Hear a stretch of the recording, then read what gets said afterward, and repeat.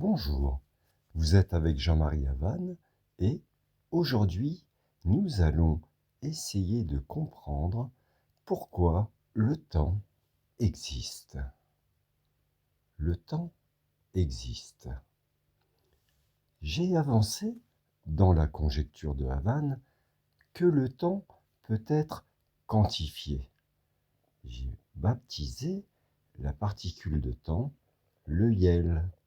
Pour clarifier cette assertion, posons que ce zéro polarisé que je défends est un photon, mais immobile, un photon noir ou photon virtuel, tel que le décrit la physique classique.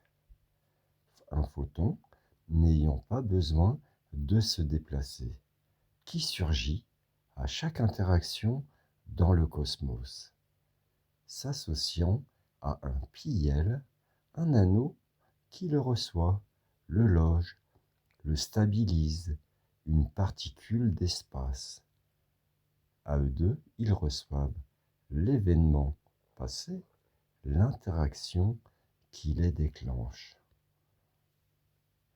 Nous comprenons alors que ce photon noir a deux statuts. Sa phase ondulatoire, miroir du plein potentiel que nous nommons le futur, et sa phase corpusculaire, déterminée et imprimée désormais, mais fugacement, du réel dévoilé, c'est-à-dire le présent.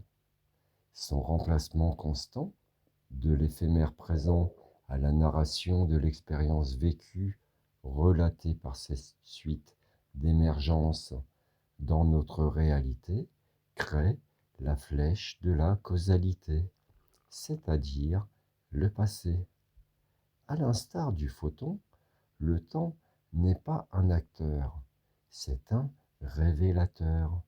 Le YEL, particule de temps, peut être considéré comme l'antiparticule du photon. Leur zéro masse fait qu'ils n'ont pas de charge et qu'ils ne s'annihilent donc pas mutuellement, mais se complètent. La mémoire, le vestige, la résurgente forme qui redevient condensat, qui s'estompe, puis s'évanouit lors de ce phénomène, s'appelle l'entropie. Newton et Zénon avaient raison. Le temps n'évolue pas. Ce n'est pas un vecteur qui avance. Il se succède à lui-même, comme les cases d'une bande dessinée, comme un escalier dont chaque marche apparaît au fur et à mesure qu'on le grimpe. L'infini, dans le réel, fonctionne aussi ainsi. L'infini n'est qu'un potentiel qui émerge par étapes au fur et à mesure qu'on le sonde. Sa part réelle n'est que celle qu'on peut observer. L'hôtel de Hilbert n'est qu'une expérience de pensée illusoire, pas une visualisation de l'infini.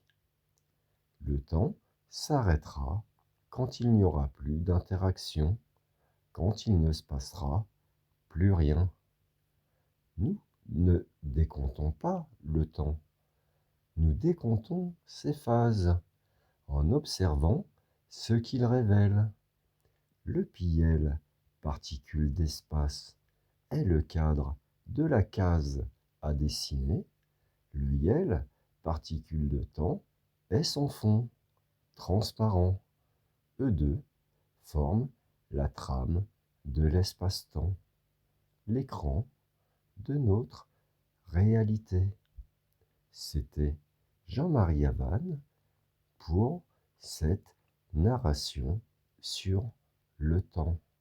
J'espère que ça vous donnera envie d'en savoir plus en allant voir nos autres vidéos qui expliquent par point la naissance de l'univers, sa composition et sa fonction. J'espère à très bientôt. Si vous voulez mettre un petit pouce bleu, voire vous abonner pour être prévenu de nos futures vidéos sur l'univers, je vous y enjoins. Merci de m'avoir écouté et à bientôt.